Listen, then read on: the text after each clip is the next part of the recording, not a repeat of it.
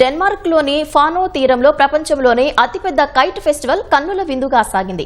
Kite festival ను తిలకించడానికి పలు దేశాల నుంచి ప్రజలు భారీగా తరలివచ్చారు. పలు సంస్కృతులు, సంప్రదాయాలు ఉట్టిపడేలా రూపొందించిన పతంగులను ఎగరవేశారు. గత 40 ఏళ్ల నుంచి కైట్ ఫెస్టివల్ ను నిర్వహిస్తున్నామని నిర్వాహకులు తెలిపారు. ఈసారి మరింత కళాత్మకంగా దీన్ని జరుపుతున్నట్లు వివరించారు. ఇందుకోసం గాలిపటాలు ఎగరవేసేవారు సైతం ప్రత్యేకమైన వేషధారణలో రావాల్సిందిగా కోరినట్లు చెప్పారు.